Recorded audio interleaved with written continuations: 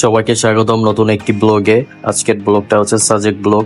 তো সাজেকের মনোরম দৃশ্য ও প্রকৃতির অপরূপ সৌন্দর্য।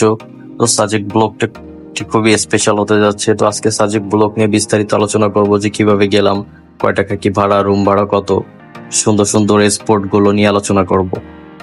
তো সাজেক ব্লগ দেখতে পারছেন যে আমার সাইডে আকাশের কি মনোরম দৃশ্য।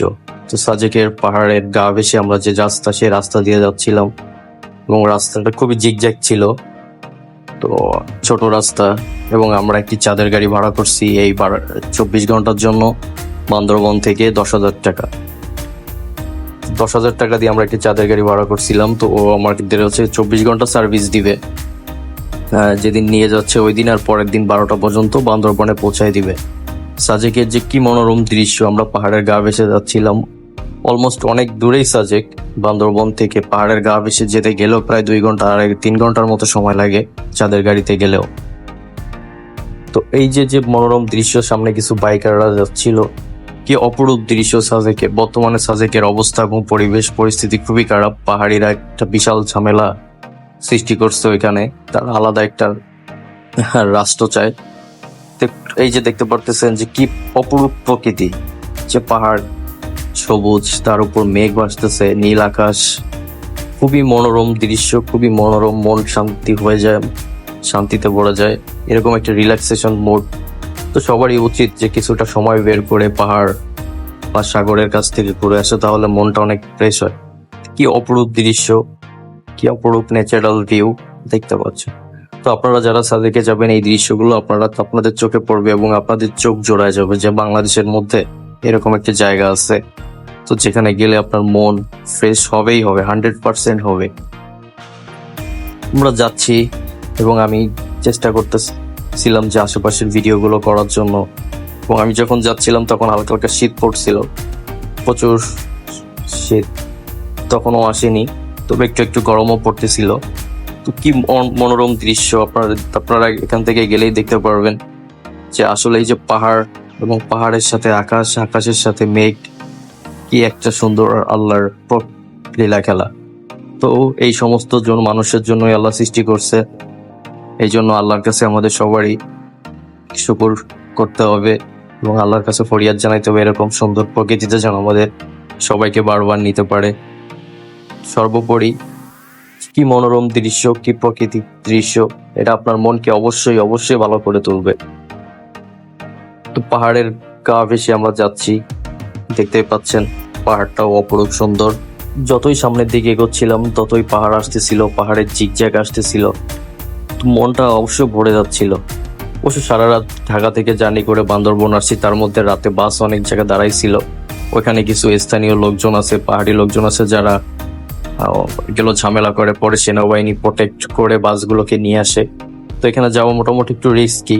সেনাবাহিনী ছাড়া এখানে কোনো বাসই বান্দরবন আসতে পারে না আর চাইতে পারে না। এখানে সেনাবাহিনী প্রোটেক্ট করেই সবাইকে নিয়ে যায়।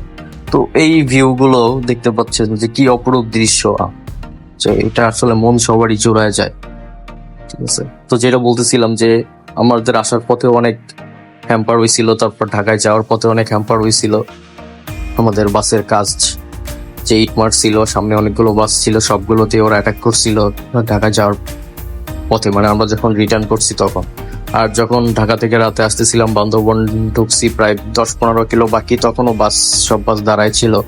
পরে সেনাবাহিনী এসে পিক আপ করে নিয়ে গেছে। তো মনোরম দৃশ্য দেখতে পারতেছেন যে কি অপরূপ দৃশ্য। আসলে কি যে সাজেকে না গেলে আপনি বুঝবেন না যে এখানে কি প্রাকৃতিক দৃশ্য। যে পাহাড়ের গা ভেসে হয়তো একটুবার উপরে উঠতেছি, তারপর আবার নিচে নেমে যাচ্ছে, নীল আকাশ, মেঘ, মনে হচ্ছে যে মেঘ একদম হাত দিয়ে ধরা যাবে, এরকম একটা সুন্দর পরিবেশ। তো আমরা যে চাঁদের গাড়িটা ভাড়া করছিলাম, উনি অবশ্য আমাদের বড় ভাই পরিচিত ছিল, যার কারণে উনি আমাদের থেকে অনেক কম নিছে এবং উনি আমাদের সব থেকে বেস্ট সার্ভিসটা দিচ্ছে। আর ওনার গাড়িটাও নতুন ছিল, মানে আমরা নিজেদের ইচ্ছা মতো ভাবে করতে পারছি এবং ওনাকে যেভাবে বলছি উনি সেভাবে রাইড করে চালায় আমাদেরকে নিয়ে গেছে। তো আর আমরা এইভাবে ভিডিও করতেছিলাম যে আশেপাশে কি মনোরম দৃশ্য আছে। তো এখান থেকে গাড়ি বেশি জোরেও চলে না, আস্তে আস্তেই চলে, যেহেতু জিগজ্যাগ রাস্তা, ছোট রাস্তা, একটা গাড়ি সামনে থেকে আসতেছে, এরকম অবস্থা। তো দেখতেই পাচ্ছেন যে কি সুন্দর পরিবেশ, পাহাড় আর পাহাড়, যতদূর খালি তাকাবেন পাহাড় আর পাহাড়, পাহাড় ছাড়া কোনো কথাই নেই। আর মনে হয় যে পাহাড়ের উপরই মেঘ, যে কি অপরূপ দৃশ্য। তো এখন আমরা উপরে উঠতেছি, একটা মোড় ক্রস করে আমরা উপরের দিকে উঠতেছি। এখান থেকে অবশ্য সাজেক আরো 20-30 কিলোমিটার দূরে। অবশ্য পাহাড়ের উপর থেকে দেখা যায় যে ওই যে সাজেক ভ্যালি, কিন্তু না, পাহাড়ের গা বেশি ঘুরে ঘুরে উঠতে হয়, এরকম একটা অবস্থা। তো আমরা দেখতে দেখতে চলে আসছি, এটা হচ্ছে কি আমাদের রুম। আমি টায়ার্ড হয়ে গেছি, লুঙ্গিটা পরেই রুমে শুয়ে পড়ছি। তো আমার রুমমেটটা ছিল এরকম। তো রুমটা ছিল ডাবল বেড, একটা সিঙ্গেল একটা ডাবল, যেটার ভাড়া ছিল 3000 টাকার মতো। তো রুমটা খুবই ভালো, বাজেটের মধ্যে খুবই ভালো ছিল, তাদের সার্ভিসও ভালো ছিল। আমরা যখন গেছি তখন শুধুমাত্র আমরা 3টা রুমই নিয়েছিলাম, আমরাই ছিলাম। এইটা হচ্ছে দেখতে পাচ্ছেন যে আমি কলাং পাহাড়ের উপর দিয়ে একটা ভিডিও করছিলাম। আমার সামনের দিকের পাহাড়গুলো, চারিদিকে শুধু পাহাড় আর পাহাড়, সবুজ আর আকাশের নীল, কি অপরূপ দৃশ্য। আল্লাহর কাছে আমরা শুকরিয়া আদায় করি। তো এই হচ্ছে কলং পাহাড়, এখান থেকে উপরের দিকে উঠতে হয়, পাহাড়ের উপরে উঠতে হয়। তো আমি উঠতে অনেক টায়ার্ড হয়ে যাচ্ছিলাম, আর ফোন বের করে ভিডিও করার চেষ্টা করতেছিলাম যে আপনাদেরকে আমি দেখাবো। তো কি অপরূপ দৃশ্য। তো আপনারা সবাই চেষ্টা করবেন যে পাহাড়ের অবস্থা যখন স্বাভাবিক হবে সবাই সেখানে যাবেন। তারপর আমরা চলে আসলাম সাজেকের একমাত্র হেলিপ্যাডে। অনেক বিকাল হয়ে গেছে, সন্ধ্যা নামবে, তখনই আমরা এখানে গেছি। এখানে আমাদের যারা অন্য ছোট ভাই, বন্ধু বান্ধব বা বড় ভাই ছিল, সবাই এখানে ফটো সেশনে ব্যস্ত। হয়েছে বান্না ভাই ছবি তুলতেছে, এখানে সবাই ফটো সেশনের জন্য দাঁড়াইছে, আর এই পাশে বসে পড়ছে। এখানে অনেক মানুষই ছিল, এখান থেকে দাঁড়ায় সবাই সানসেট দেখতেছিল, কেউ ছবি তুলতেছিল, যে যার মতো করে প্রকৃতিটা উপভোগ করতেছিল। আর আমি চেষ্টা করতেছিলাম ভিডিও করার জন্য, যে না ভিডিও করে আপনাদের দেখাবো। এখন হচ্ছে অলমোস্ট সকাল হয়ে গেছে, রাত শেষ, সকাল হয়ে গেছে। সকালের ভিউটা আপনারা দেখতে পাচ্ছেন যে চারিদিকে মেঘের যে ফাঁকে কুয়াশা জমছে, এটা হচ্ছে কুয়াশা। অনেকে এইটারে মেঘ মনে করে, আসলে এটা মেঘ না, এটা হচ্ছে একটা কুয়াশা।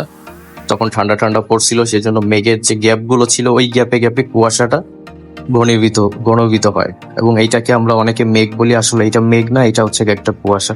দেখতে পাচ্ছেন যে কত সুন্দর একটা দৃশ্য, প্রাকৃতিক দৃশ্য। আসলে মনটা অনেক ফ্রেশ হয়ে যায় এই ধরনের দৃশ্য দেখলে। এটা হচ্ছে প্রায় অলমোস্ট 5:30 বা 6টার কাছাকাছি দিকে ভিডিও পাই। যে সাজেকের হচ্ছে কি একমাত্র মসজিদটা খুবই সুন্দর। আপনারা যখন সাজেকে যাবেন তখন চেষ্টা করবেন এই মসজিদে নামাজ পড়ার জন্য। নামাজ পড়লে দেখবেন মনটা ভালো হয়ে গেছে। হচ্ছে সাজেকের মসজিদের সামনে থেকে এই ভিডিওটা করা। তো দেখতে পাচ্ছেন এই যে এগুলো সব হচ্ছে কুয়াশা। যখন আস্তে আস্তে রোদ উঠবে এই কুয়াশাগুলো কেটে যাবে। আমরা অনেকে এইগুলো একটা মেঘ বলি, আসলে এটা মেঘ না। পাহাড়ের ফাঁকে যে ঘনীভূত সাদা অর্থ দেখতে পাচ্ছেন, এইগুলো হচ্ছে সব কুয়াশা। তো আমি আবার চলে আসছি সাজেকের হেলিপ্যাডে সকালবেলার ভিউটা দেখতে। কি সুন্দর চমৎকার একটি ভিউ দেখতে পারতেছেন আপনারা সবাই চেষ্টা করবেন সাজেকে গেলে খুব সকাল ঘুম থেকে উঠে সকালের ভিউটা সবাই নেওয়া। কি অপরূপ দৃশ্য। তারপর আমি চলে আসলাম আমার রুমে এসে আমি পাহাড় উপরের দিকে দিয়ে একটা দৃশ্যগুলো দেখার চেষ্টা করতেছি এবং ভিডিও করতেছি। আসলে কি মনোরম পরিবেশ।